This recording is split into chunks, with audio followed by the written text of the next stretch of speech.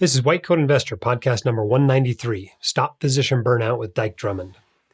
Thanks for what you do. This last year has been hard, I think, on all of us. We get paid less, we do more, we have a lot of extra demands at work. We've been wearing PPE for months, making it difficult to enjoy our practice. I know a couple of my partners have put in for retirement this year, and I'm not sure they would have without the pandemic. I think they might have worked a couple more years. It's been a hard year on all of us. So thanks for what you do. It's not easy work. And, you may be on your way into work, on your way home, maybe you're working out, whatever. But if nobody's told you thanks for what you do, let me be the first today. Our sponsor today comes from the Physician Executive MBA program at Auburn University. Gain the expertise to manage the business of medicine with the Physician's Executive MBA at Auburn University's Harbert College of Business. Our flexible physicians-only program lets you earn your MBA without taking you away from your patients. Auburn's unique 21-month program blends innovative distance learning with 5 short on-campus residencies. Learn more at auburn-pemba.com. All right, a quote of the day today comes from Phil DeMuth. He said, people's comfort with investment volatility is dependent on their current state of mind. When the stock market is racing up, people are comfortable with volatility. Isn't that the truth, right? We only dislike volatility when it's going down. All right, it's January. It's January, which means it's time to be thinking about your finances. It's time to get stuff taken care of. It's time to get caught up to where you want to be in your financial life. We have a couple of things this month that can help you do that, that we'll be announcing on the blog, one of which is a book I spent most of last year working on. It's aimed at medical and dental students. So watch the blog for more information about that. All right, we've got a special guest today. Let's get him on, then I'll introduce him. All right, my guest today is Dike Drummond MD. He's a Mayo-trained family practice physician and a leading coach, trainer, and consultant on the prevention of burnout in individual physicians. He's the CEO and founder of thehappymd.com, a website that gets 25,000 visitors a month, not visits a month, visitors a month, and hosts an online community of about 18,000 physicians from 63 countries. He's spent over 3,000 hours doing one-on-one physician coaching and has trained over 40,000 doctors on behalf of 175 corporate clients to date, including me. He came and spoke to our group a few years ago as well. So welcome to the White Coat Investor podcast, Dike. I remember that day. Yeah, it's been a little bit different this last year and how much you can get out and do that, I imagine. Well, yes. I remember the week of March 9th this year, I had several dozen trainings lined up over the course of the year, and they all disappeared in 5 days. Oh, yeah. Well, I know those 5 days well. We were in Las Vegas running a conference during those 5 days. Oh my! And so it was a stressful time for sure. Around you, right? Oh yeah, for sure. The NBA canceled its games in the middle of our opening reception, so it was an interesting time for sure. But let's start with a little bit about you. I want to hear about your childhood, how it affected your views on work and money, and then we'll move into your training, your medical career, and kind of what you've done since your medical career as well. So let's start with your childhood.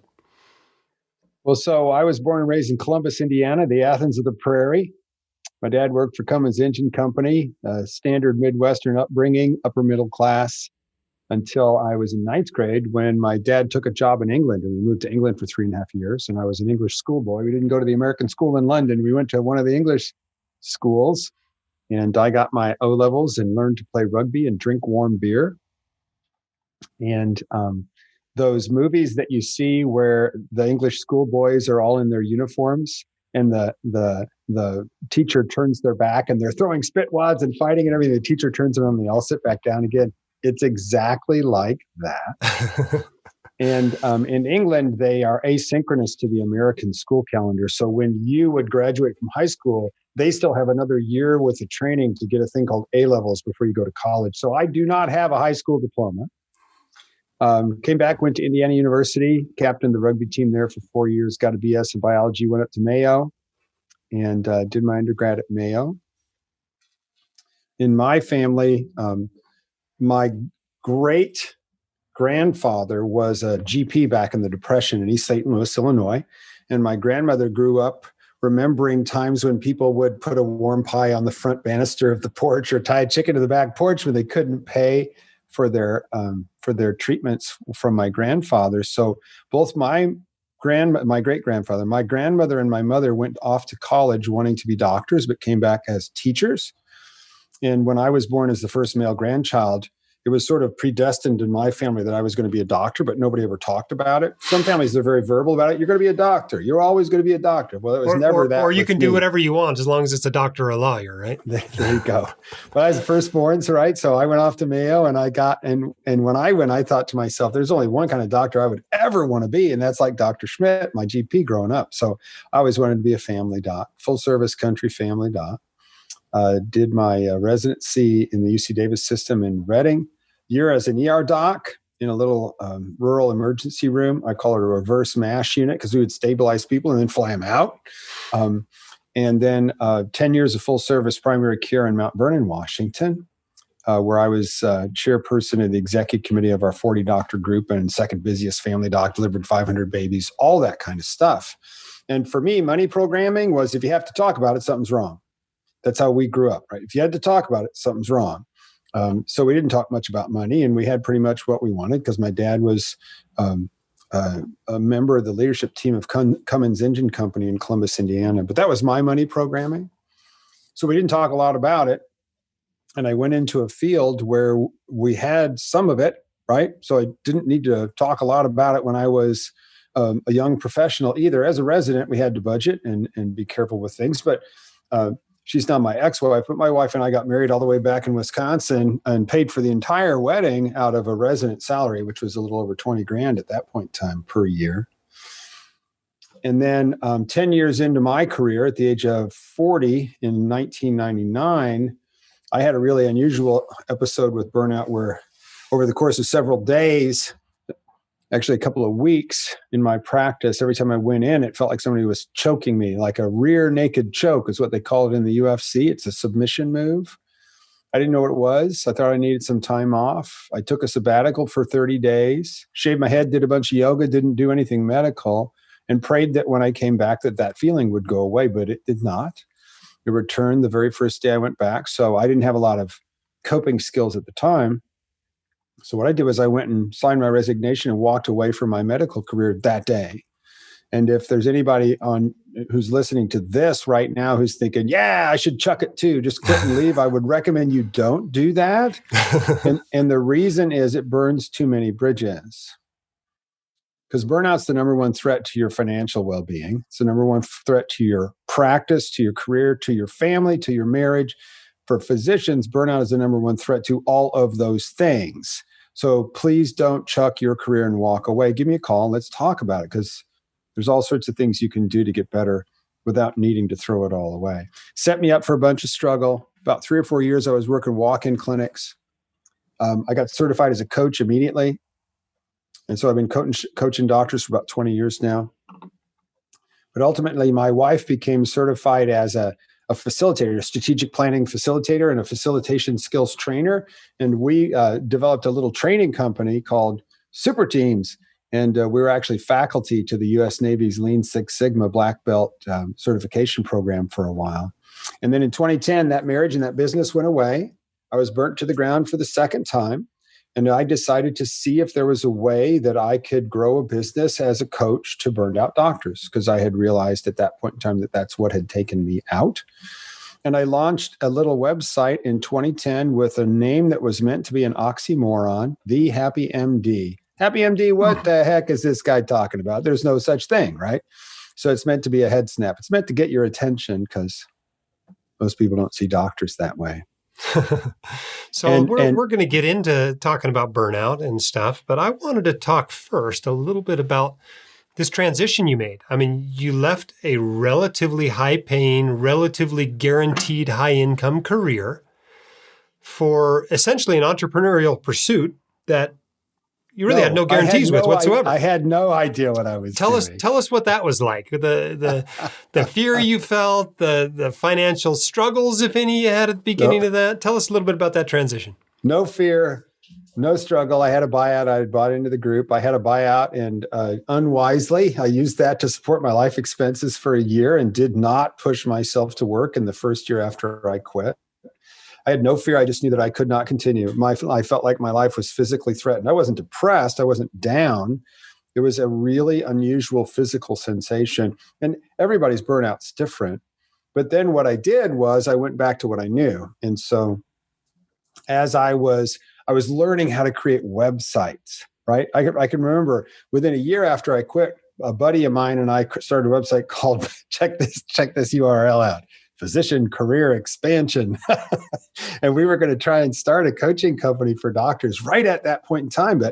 But I was coding things with disks on a Mac and all that kind of stuff. And I didn't have the skill set of the awareness at that point in time. So I put food on the table as a walk-in clinic doc on an hourly wage that was, a lot of times it was less than the agency nurse on overtime that was manning the urgent care with me. But for me at that point in time, it felt like a piece of me was dying every time I went in and started seeing patients again. And it wasn't until my wife's ability to earn income made her the most income dense person in the family that I then stopped seeing patients for insurance payments and devoted myself to supporting her business and my coaching practice. And by the way, you said, since my medical career, I don't consider myself to have retired. All my patients right now are doctors. I work with leadership teams of all sorts of organizations and individual doctors to create ecosystems where burnout is much less common, but I don't consider myself to have retired. And I believe that most doctors don't feel that way either, because once you've been a doctor, your mindset and your way of seeing the world is set in a way that I notice a lot of doctors have trouble even contemplating retirement because they wouldn't know what they'd do if they weren't seeing patients. So you view it as a continuation of your career rather than a different career. All my patients are doctors now. Well, let's talk a little bit more about burnout for a minute. I've spent a lot of time thinking about burnout, a little bit of time writing about burnout. It seems to me there's 4 big factors causing it, affecting it. And I consider them to be the first, the professional stresses of medicine. This is something that's probably not going away with medicine. It's dealing with the sick and injured. It's working evenings, nights, weekends, holidays, wearing PPE these days, maintaining your licensure and board certification, et cetera. So that's the first stress, is just being a doc. The second one's toxic jobs. These jobs where docs are undersupported, undervalued, underpaid, understaffed. They got a crummy EMR. They got ridiculous administrative demands, et cetera. 3, personal factors, things that are going on in the doctor's life, in their personality, et cetera. And 4th, financial stresses, which is essentially or especially come to root in the last decade and a half or so, as the cost of becoming a doctor has become so high that some people are entering the profession already owing hundreds of thousands of dollars.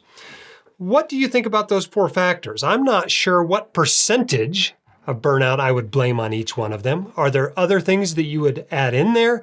How would you ascribe percentages to those causes of burnout? Well, I don't think it's a useful exercise because everybody's burnout is different. Here's the way I split it up. There are what I call universal causes of burnout, meaning things that all of us have to deal with that are stresses on doctors. And it's universal. You've got the same stress as I do in this particular area, and there are 5 universal causes of burnout. And then there's 1,000 more that can be the last straw. And there's one big one that you and I will never have to deal with, and we'll talk about that in just a second. Universal causes of burnout. You chose to go into medicine. You chose to be what I call a light worker. At some point in time, you said to yourself, should I go to medical school or should I do anything else? And that's when your stoner friends all said anything else, and they were gone, man. And you are cut from a different cloth. You decided to be a helper and a healer. You ended up allying your professional life with the forces of light in the universe as they battle the forces of darkness, specific forces of darkness, illness, suffering, death, dying, family members' crazed attempts to deal with those things. And in taking this fork at the light worker's fork in the road and becoming a light worker, you put yourself at risk for burnout, for suicide. You put yourself at high risk because in the act of helping and healing people, you can overextend yourself into burnout. So that's number 1. You chose to be a doctor, and that is a stressful choice. You'll be traumatized along the way because none of your patients are going to survive. They're all dying. You're dying too. It's the human condition. And you've chosen to be in the front lines of very important places in people's lives when horrible things happen. You're an ER doc, right? Yep. Yep. So you put yourself in harm's way in an even higher level of intensity than, say, I don't know, an outpatient pediatrician. But there are things going on in emergency rooms, and specifically El Paso and other places around the country right now, that are traumatizing people. If they had not chosen to be doctors, they would not be in those positions right now. So being a doctor. Number two, whatever is your job, and most jobs suck. Because what happens when you're taught your beautiful practice of medicine and then dropped into a corporate position, it's the classic square peg in a round hole. And when you signed the contract, you gave the boss a great big mallet to keep driving you in that hole. So there'll always be things about your job that add to the stress of the fact that you're a physician in the first place. The third universal stress is bad leadership. If you happen to have a bad or absentee leader, or worse of all, is a psychopath boss, that person will drive you out of your job and will burn you out. In my experience, 30% of the people that I work with who are burned out as a coach have to change their jobs. Only 30%. 70% can recover in situ. But the 30% who have to change their jobs almost always have a conflict with their boss. Fourth, life. There's any one of 1,000 things that be going on in your life. You just had your first baby. You just had your 8th baby, right? You've got a special needs child. You got twins in driver's ed. You got money problems. You got health problems. You got anything that's going on. But what ends up happening is people see somebody burning out at work and they naturally assume it's work related. That's not necessarily true. So one of the questions you have to ask early on is, how's it going at home? Because that may be where the problem is. And the person simply can't recharge when they get home. And that's why they appear to be burning out at work. And the fifth cause is the conditioning of our medical education. Remember at the fork in the road? You went to the side of becoming a doctor. And at some point in time, you had to acknowledge you just made a choice that was going to give you a long, difficult road to walk. And you thought to yourself, I wonder if I got what it takes. And you looked at yourself and said, yep, I think I do. And the reason you said that is because you're different than your stoner friends who ran screaming for the hills. You had some grades, you had some performance, you were driven, you had some character traits unique to you that you share with all doctors. Workaholic, superhero, lone ranger, perfectionist. I'll say those again a little more slowly. Workaholic, superhero, lone ranger, perfectionist. Give you an example. If you had ever gotten a B in high school, perfectionist would say that's not acceptable. Workaholic would pull the all-nighter and ace the test to preserve your 4.0, right? So now you go into 7 to 16 years worth of medical education. We're going to use those character traits every single day. We tend to become those things. Ask your kids about what it's like to be your kid, right? Because their dad is different than some of the other dads because he's a doctor, right? And then there's a couple more prime directives. You got these character traits, but there's the patient comes first, which everybody knows, which by itself is toxic if you have no off switch. Yeah, when you're with the patient comes first, but you have to be able to turn that off to recover. And the second one that nobody talks about is never show weakness. So we follow these character traits, we follow these rules, and it sets us up for burnout because we don't know how to take care of ourselves when we graduate from a residency program because it wasn't okay to take care of yourself in residency in the first place. It's a learned behavior. It's programming, right? So that's the fifth one. And then of the non-universal causes of burnout, the things that can be your last straw, there's a whole bunch of them. Money's one. Your own personal health or the health of your spouse or your kids is another.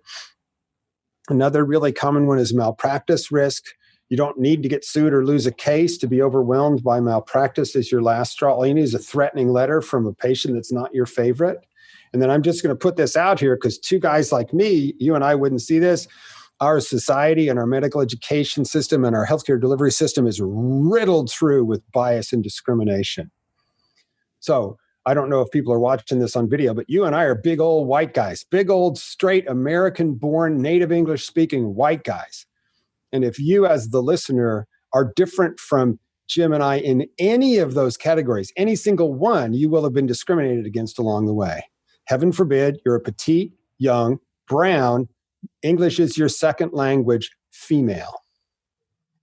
Because that is something that will get you rabidly discriminated against along the road that you had to come to get to being a physician here in the United States or wherever you are right now. And a number of situations over the course of any given year, the last straw for my client has been some sort of bias and discrimination. Little cherry on the sundae right there. Interesting So that there's been so many. That's how I see this laying out in terms of patterns across the thousands of folks that I've worked with. But in terms of assigning a percentage, I don't know that it makes any sense. What I want to know is when I'm meeting somebody, what's going on? Right? Tell me your story, and what would you like it to be? What is it? What would you like it to be? And we close that gap.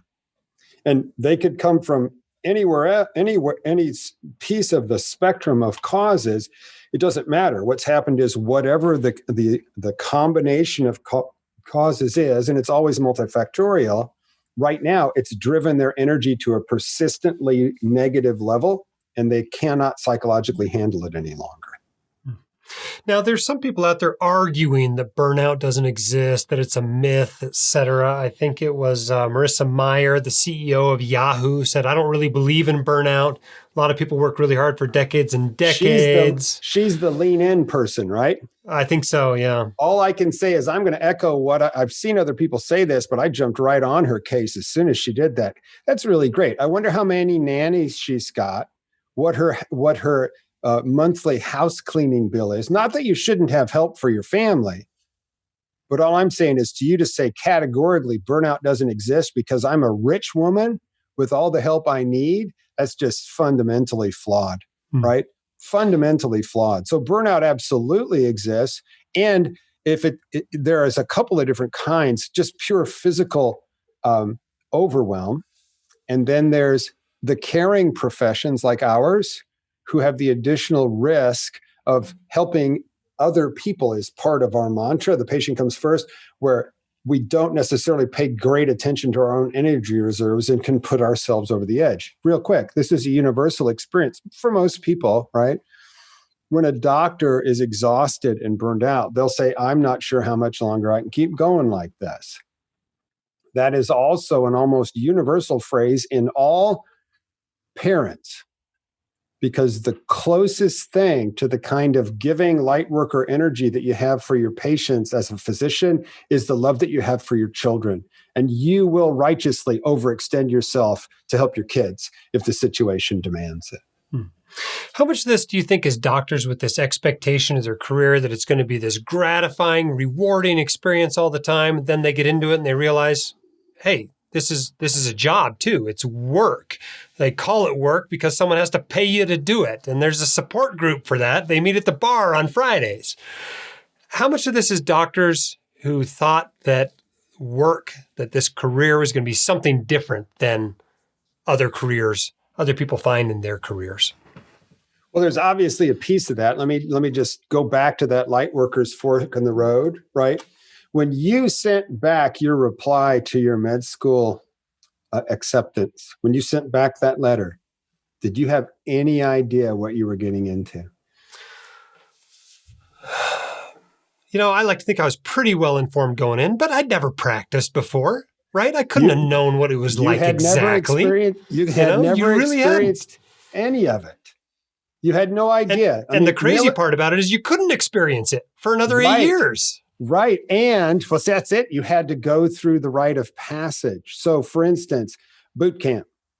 Boot camp in the military is 6 to 13 weeks, depending on what branch of the service you go in. What's boot camp for a doctor? 7 to 13 years. Where if you had a vision when you said yes to being a doctor of what it would be like to being a doctor, that's 7 to 16 years into the future, going through the hell of medical school and residency. Now, I'm not saying it wasn't without its rewards, but it's taxing, it's difficult. It's emotionally and physically and spiritually difficult to make it through that kind of a training. And fundamentally, none of us had any idea what we were getting into. I think an even bigger factor than that, an even bigger factor is not only did you not know what it was going to be like, you didn't know what you were going to be like. Right. 10 or 15 years later, you're not the same person. And it's not just the training, you're just different. Well, check this out. There are people in the addiction world who say when a person starts using, their emotional maturation stopped. And when they stop using, they're still the same emotional age as when they started. So if I started using drugs at 17 and I recovered at 30, I'm still a 17-year-old, like waking up at the age of 30. Medical education, medical school and residency is stressful enough that we tend to jettison friendships, jettison hobbies, and devote ourselves purely to the educational process. I believe there's a certain aspect of a halt in our emotional growth at that point that maybe opens back up again once you've graduated. So yes, you grow up, you give your 20s, and I swear most doctors somewhere along the way say, man, do I want to keep pushing through? Fortunately, they don't teach the theory of opportunity cost in medical school. Maybe we should stop on all this economic and financial training for doctors. Don't teach them about opportunity. We're not going to have anybody cost. to take care of us. Confirmation bias and opportunity cost and all that good sunk cost fallacy. There you go. All that good stuff. Let's talk for a minute about depression. Studies have shown that the correlation between burnout and depression is about 0.5 and slightly lower for burnout and anxiety. How can someone who feels burnt out know whether it's just depression or anxiety or whether it's true burnout? Yeah, I have no idea. Because there's an active, brush fire war between coaches and psychiatrists about who should be taking care of these people, right? So let's just talk just a little bit. Certainly, if you're thinking about taking your own life, right? If you're, losing or gaining weight, can't get up, can't motivate, maybe you've got something that requires something other than medication. But remember, something like medication, just remember that cognitive behavioral therapy is as effective in depression as drugs are. So when I think about coaching and when I think about therapy, I think about it very simplistically. And somebody's going to get on my case for this, but this is the way I think about it. Therapy wants to treat disease. You're going to be in the DSM. A diagnosis is going to be made. Watch out for your license or get ready to lie when you re-up. So all that stuff is all of a sudden in play. And typically when you're working with a therapist, they're looking in the rearview mirror back in time to see where this all started and how you got messed up like this. As a coach, it's not in the DSM-3. Burnout is not a psychiatric illness. It's not diagnosable, recordable. It doesn't affect your license at all. And as a coach, what I do is I help you look forward. The only reason I would look back at what's happened in the past with you is if what happened in the past is getting in the way of you moving forward. Otherwise, we focus on what you want. Now, here's a super important distinction too. Most of the people that I meet who are considering getting a coach are in a pretty bad situation, and they want to tell me about all the stuff they don't like about their current reality, all the stuff they want to run away from. And that's interesting, right? But I have to acquaint them with the reality that you can avoid everything you don't want and you still won't get what you want because there's only one way to get what you want, and that's figure out what that is and go get it. So what we work on as coaches is what's your ideal job or practice or career description? Ideally, it's your ideal life description. What would you run towards? How would you like it to be in an ideal world? Let's move in that direction, regardless of what's going on right now. Does that make sense? Mm-hmm. But there's a big controversy about burnout versus depression. And the other thing I'll tell you is that they are both in any population of doctors.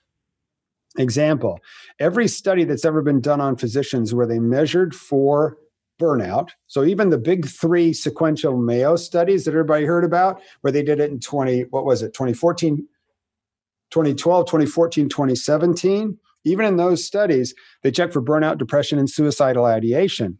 So burnout was between 40 and 50%. In the same population, positive screen for depression was 40%, solid all across those three studies.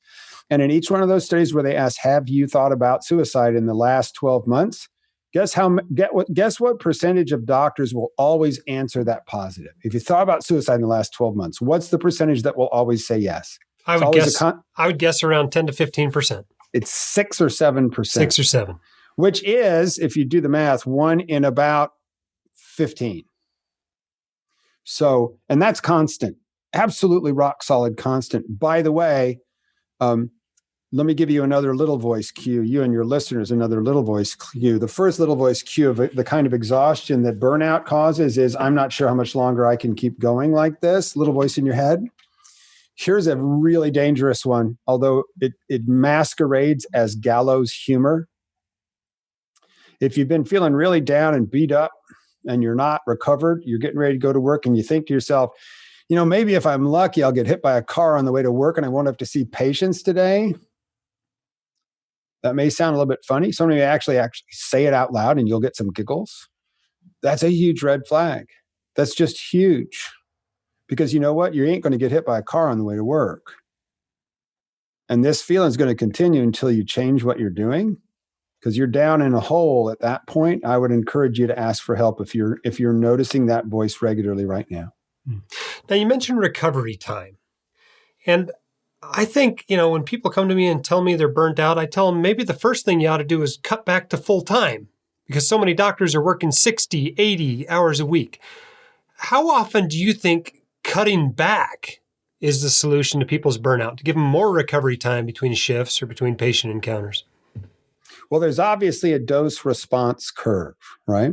So if your work environment is stressful, let's call it a hostile work environment for whatever reason, and there could be any one of a number of things. You could be short-staffed, right? You could have a bad boss, right? Could be things going on at home. If the work environment is toxic and you do not feel that you can make it less stressful, then the only way to lower your energy expenditure would be to limit your exposure. So cutting hours is a solution, right?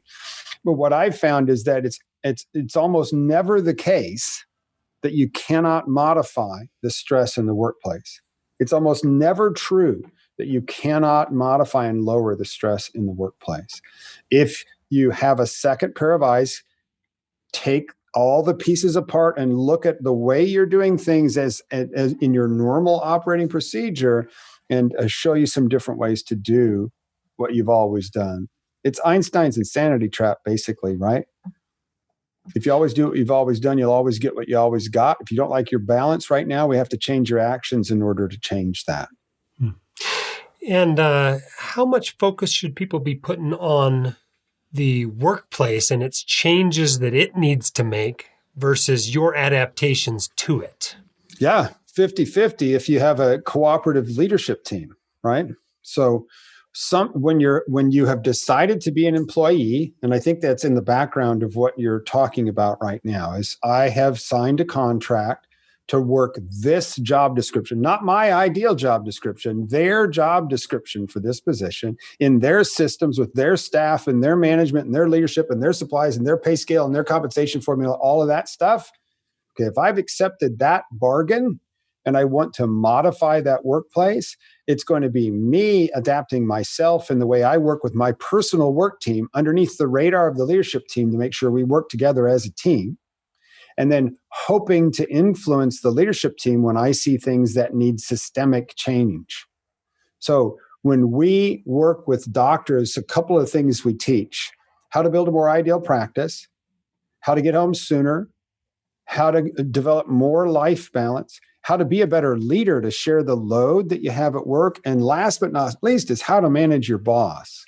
Because it's one of the clear missing skill sets for physicians. You were never trained to be inserted in the middle of a large bureaucracy as an employee. Never. And physicians do all the wrong things when they're trying to negotiate for some wiggle room in their job. We tend to be too urgent, pound the table, accuse people of having manure for brains, and get ourselves in trouble really quick. That sounds like a physician. Tell us what you mean by training your boss. Not training your boss, manage your boss. Mm-hmm. So if you think about what an organization is it's a hierarchy of relationships. And as physicians, we're trained to be the king or the queen of the practice, the apex of the pyramid, the alpha, the omega. Everybody waits for us to give orders, and they won't do anything until we tell them what to do. It's crazy top down, right? But you're trained to do that. But then when you graduate, if you decide to be an employee, they stick you right in the middle of a layer cake of a very complicated bureaucracy, where you have your direct reports below you, your care team, but you also have layer after layer after layer of folks that are either beside you or above you in the organization. And for a lot of the things that are bugging you at work, you would need someone else's either permission or someone else's order to change a workflow or change the way that the patients are cared for. You would need their permission for you to develop a more ideal practice. You say, I really want this, but I can't get it without my boss saying yes. Does that make sense? Uh-huh. And inside most organizations, I know that ain't never going to happen. And it's because nobody has managed the relationship with their boss. Now realize, if you were my boss and I was a doctor in your emergency room, so let's say you're the director of the emergency department, and you might be, I don't know. Not right now, I'm not. But and I'm one of your worker bee doctors, right? Ideally, we have a relationship. What's a relationship? Well, we talk to each other every once in a while. And I'm going to be very specific. We talk to each other every once in a while outside of a crisis, like when I'm not in trouble, right? Because we can't really have a relationship if the only time I see my boss is when I'm in trouble. And there's a very easy way to figure this out. I call it the look-up trust test. If I say to you, it's like, hey, Jim, if your boss, do you know who your boss is? Do you have a boss? I do. Okay, cool. If your boss showed up unannounced during one of your shifts, is that a good thing? Sure. Maybe he's coming in early to take over for me. So you would look him in the eye and say, hey, boss, what's going on? To what do we owe this unexpected pleasure, right? Yeah, probably. Yep. That means the two of you have a relationship and it has some trust in it. When I'm in front of rooms full of doctors and I ask that question, if your receptionist came to you between patients and said, your boss in the waiting room wants to talk to you when you get a break, is that a good thing? The answer is almost never no. And I say, why are they there? Because I'm in, and they all say trouble. Big trouble echoes through the room, right? You can't have a relationship with your boss and you can't manage that relationship if the only time you see them is when you're in trouble. So you have to have regular meetings with your boss outside times of crisis. They don't have to be long. And in order to get on their schedule, you tell them you want to have a regular meeting to stay on the same page. That's the phrase that works. But you want to develop some sort of a relationship, right, where their presence is not a bad thing. And once you've developed that relationship, and there's a ratio 5-to-1 that you use to figure out how long this is going to take. Once you've developed that relationship, you understand what their boss is asking of them. You understand their personality and what's important to them. It's relatively straightforward to craft a question, to craft a request, to craft an innovation project that will get a yes rather than getting slapped down with a no because you didn't know how to manage your boss. Good tip. I appreciate that. It's actually it can be checklisted just like a pre-op checklist. I have a 7-part checklist for the process, right? So a lot of doctors, they see these surveys that 40% of doctors are burned out or whatever. And they wonder, well, am I burned out? What's the best way to know if you're burned out? That's an interesting question because what you're talking about is scales on a survey versus your own personal experience. Does that make sense? Mm-hmm.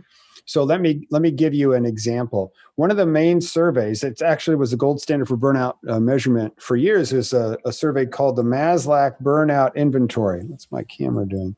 The Maslach Burnout Inventory by Christina Maslach. She started doing this test, a 22-question test back in the 1970s, and it measures the 3 symptoms of burnout. The 3 symptoms are exhaustion. I'm not sure how much longer I can keep going like this. Cynical, sarcastic. It's also known as compassion fatigue, where you start to have to vent about the patients that you're serving. And the last one is, what's the use? My work's really not serving a purpose here. Exhausted, cynical, sarcastic, what's the use? And so these 22 questions in her survey measure those 3 scales. And the researchers have these cutoffs for the number that you score on each of those 3 scales. And they'll say that the person who is above that point score on that cutoff is suffering from that symptom of burnout. It's an arbitrary score. I'm not sure that we can tell the difference between burned out and not burned out on a single score in our own physical experience. But if you look at the way that they diagnose burnout in these surveys, it says suffering from at least one symptom of burnout. And the most common symptom that doctors suffer from is, which one do you think it is? I'd guess exhaustion. Exhaustion, because everybody's had their little voice say, I'm not sure how much longer I can keep going like this, right? And if you look at the studies that connect burnout with low patient satisfaction, low quality, low safety error rates, turnover, and all the negative consequences, all it takes is that suffering from one symptom. But if you talk to Christina Maslach, she'll tell you, you people in healthcare use my test all wrong. First of all, I would never have a solid cutoff where somebody was burned out if they were above it and not if they were below it. And if I did, it would be across all three scales. I would want you to be missing all three, exhausted and cynical and sarcastic, and what's the use? Because in my experience, she'll tell you, that's when a person's burned out. So what you'll find is that if you, and again, doctors, their self-awareness of their own energy levels and their self-awareness of their own personal needs has been wiped out by the trial of residency education. But if you are looking at a group of doctors and you're asking if they think they're burned out, I would think that far fewer of them would say they're burned out than would score as burned out by the standard way it's measured. Does that make sense? So maybe it's overcalling it. The surveys are overcalling it. No, it's not overcalling it, because that measurement is what's associated with the low patient satisfaction, low quality, higher error rates. All the negative effects are matched with the way it's diagnosed. I'm just telling you that subjectively, would you call yourself burned out at that level? The answer is probably no. You'd have to be farther down in the hole. But it just shows you, if you are stressed, and again, remember, you've been trained to ignore that, never show weakness, right? If you are stressed, there is a pretty dramatic effect on your ability to be present with a patient and do a really good job that comes on pretty darn early as soon as you start to drop down in your energy levels. Maybe before you'd even recognize it. Maybe before you'd even recognize it. Just like, most disease, like how much pulmonary function do you have to lose from COPD before you're actually dyspneic? It's like 80%, right? We all know these curves that only become symptomatic in their extreme pathologic states. Speaking of extreme times, let's talk about this last year. COVID-19 pandemic has put a lot of additional stress on workplaces, on doctors, et cetera. What's been your take over the last year on physician burnout? Is it worse? Is it better? Is it about the same as it's always been? What's your take? Well, first of all, there haven't been a lot of burnout surveys since COVID hit, but we know that it was the prevalence of that measurement that I just told you about was 40 to 50% prior to COVID. We also know that not all physician practices were hit the same by COVID, and we know that the best from the first wave. So if you looked at a large hospital system with a whole bunch of inpatient and outpatient doctors, a comprehensive delivery system, back in the spring, 1/3 of the physicians and staff were overwhelmed by that first wave. 2/3 were almost completely laid off for a short period of time. What ended up happening was, unless you were on capitation at that point in time, huge financial losses for those companies, and a lot of layoffs and wage cuts and other things for the doctors in most companies around the US of A. So I can tell you, though, that what's more stressful, being super busy in the ER or being laid off? I mean, you tell me. So there's various different kinds of stress for the different doctors. But what it did is the whirlwind of your practice that swallows you as you walk in every day. I say, doctors, it's like being in a whirlwind. That whirlwind has been sped up by COVID. The other thing is COVID now is putting stress on you at home. You can't go out to eat. You might get sick at the grocery store. Your kids, are they at school or not? So what's happened is your ability to recharge when you go home has been compromised by COVID effects there. And secondly, wouldn't we have liked COVID to have been a standard natural disaster? a one-shot hurricane, tornado, right? Terrorist attack, 911. Just give us that one-shot hit. Give it to us one day and let us recover from it from that point forward. It's been a slow, rolling, repetitive tidal wave, and we're still in the middle of it right now. So it is a chronic disaster. It can hurt you at work and in home. It can speed you up, slow you down. It could kill your grandma. And we're just talking about COVID. We haven't talked about the elections. We haven't talked about politics in America, right? We haven't talked, it's still going on, right? It shouldn't be, but it's still going on. And then somebody's going to have to govern in January, and we're still going to be in the middle of a pandemic. I mean, let me ask you this, Jim. If the COVID-19 pandemic was a baseball game, what inning are we in your mind? I think we're in the 7th inning. Really?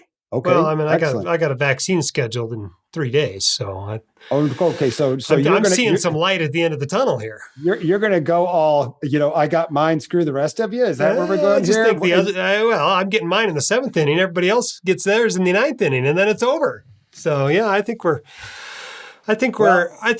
certainly past halfway, without a doubt. Okay, so I don't know if you're an optimist or not, but most people I'm asking that question to are not giving me anything near 7. Maybe I am an optimist then. I'm not sure, but what I can say is that if we can get herd immunity sufficient enough to be able to go to outdoor sporting events by Labor Day, I'll be happy. Anything earlier than that is a bonus in my book. Well, I think you're probably in for a bonus would be my best guess, but I guess Great. we'll see how it plays out, right? I love bonuses. All right. Well, let's this is supposed to be a financial podcast, so we got to talk at least about a little bit of financial stuff. You've had a pretty interesting transition in career. Right. Lots of docs get to be about the age you were at the time of that transition, 10 years, 70,000 patient encounters, et cetera. And they start looking at, non-clinical, less clinical, something else, careers. What wisdom have you learned over the last decade that you can pass on to them? Well, I had 35,000 patient visits by the time I was 10 years in as a family doc. It's always a good exercise to multiply it out and see what you think your total is. I think that there's a lot more smoke than there is actual fire when it comes to people saying, I'm going to quit early, or I'm going to get a side gig, or I'm going to move to a new career. There's a lot of talk about it, a lot of Facebook posturing about it, but I don't think there's a lot of people actually leaving medicine personally because of the money. Burnout is the biggest risk to your finances because your fastest path to cash as a board certified doctor is to continue to practice medicine, at least here in the United States of America. And I talk to a couple people a month who say, yeah, I want to open a pizza joint. It's like, well, what kind of financial expectations do you have? I think the $300,000 I'm getting as a doctor will work just fine. It's like, well, good luck with that, right? So all I can say is this, and I think it's Ben Franklin, right? No matter what you do, put a little aside. No matter what you do, put a little aside. Always make more than you spend. And I personally don't know how you get to $300,000 or $400,000 worth of student loan debts. I don't know how you do that, but it's obviously something that can be done. But I also know there are all sorts of loan forgiveness programs out there that can get that trimmed in very short order if you find that debt is your big issue. But right now, your fastest path to cash for most of the people that are listening to this is to continue to practice as a doctor. No matter what your business model is for your practice, it's your physician skills in the United States that will continue to drive superior financial performance for you. How would you try to treat burnout differently in somebody that's already financially independent versus somebody who really does need that income? Yeah, that's the challenge. This point of financial freedom is a super important one for doctors. So I'm 63. Well, I'll be 63 next year. There's a generation of boomer gunners like me who don't need to be working. They're way past financially free, and they can't stop because it's all they've ever known. And at least in part because they came through non-work hour restricted residency programs, which submersed them in the burnout culture of medicine. And when we're gone, there's going to be a lot less of that kind of activity in healthcare. But I think there's a whole bunch of people for whom that point of financial freedom is more confusing than anything else. I mean, when I meet somebody and I say, "What's your net worth?" And they say, "What's that?" I say, "You need a financial planner. Come back and see me in a week." But if I say, "What's your net worth?" and they say $6 million, and I say, "Okay, how much does it cost for you to pay your bills every month?" And they say $8,000. All I do is get out my calculator and say, "Why are you working?" "What do you mean?" "Well, look, you could take that amount of money out of your net worth every month for 65 years. Why are you working? You're past the point of financial freedom." And they're unfamiliar with the concept. And I say, look, anything you do vocationally in the future, when you decide what it is you want to do and how many hours a week you want to do it and who you want to do it with, you don't have to worry about making money. You can take money completely out of your decision process. And I guarantee you, you'll never not be a doctor. And I also guarantee you there are literally thousands of people who would take you on as a volunteer to do your clinical thing any day of the week. You can be as busy doctoring as you want to. You just don't have to make your decisions based upon money. And for most doctors that I talk to, that is an absolutely revolutionary concept. Well, I hope a lot of them, when they do that calculation, realize they are already financially free. Right. I run into a lot who would love to make changes, would love to cut back, would love to do something different, and they run the numbers and they're not quite there. So it makes for a lot more difficult decisions. Well, and that's the tail. So there's a couple of crests of burnout these days. First of all, there's an early crest of burnout in the folks that are coming out of work hour restricted residency programs and are starting to work with people like me, right? Boomer gunners, right? They've never worked as hard as their first few months in their practice because they didn't have to work that hard in residency. Whereas in my generation, we came out and in practice, it wasn't necessarily as busy as you were as a resident because they beat the crap out of us in residency, right? So there's that early bump, right? For primary care doctors who pride themselves on, wow, I've never seen anything like that before. We think that's cool. Specialists don't necessarily think that's so cool when you can't diagnose something. So about 10 years in, when you're starting to see less and less of the new things that you've never seen before, it starts to lose its shine. And what you're talking about is that third bump where I'm in my 50s, I've been doing this a long time, and I'm just not quite there with my financial people, right? I just not got enough money yet. That's difficult to gut that out sometimes. All right. Well, we better wrap up here soon, but you've got the ear of 30 or 40,000 docs and similar high-income professionals by the time this podcast is run and listened. What have we not covered today that you think they ought to know? Well, the first thing I would say is that those of us who are in the giving professions, those of us who are helpers, healers, or care about your clients, whatever it is that you do, one of the things we almost never do is look in the mirror and ask ourselves, how do we think we're doing? So the first thing I would say is grab a piece of paper, take a big breath, and think back over the last couple of weeks in your practice, your job, your career, your life, and just give yourself a satisfaction score from 0 to 10. 0 meaning your satisfaction couldn't be any lower. 10 meaning your satisfaction couldn't be any higher. And give yourself a score. Write that number down on that piece of paper and put today's date next to it. For me right now, it's the 15th of December, right? Now, close your eyes, take another breath, and open your eyes and look at that number. How do you feel about that number? How do you feel about that being your satisfaction with your life, your career, your practice, your job? Are you okay with that number? Or would you like to be just a little bit higher? By the way, if your number is 2, 3, 4, you need to do something about that. You need to change your actions to raise that up, or you're in a world of hurt pretty quick. If your number is 6, 7, 8, you're doing great. You have a fundamental overlap with your ideal job or career, and I wouldn't change too much of what you're doing except fine tuning. But if any of you listening want to do something different to get more satisfaction out of your career, your life, you're going to need to change your actions.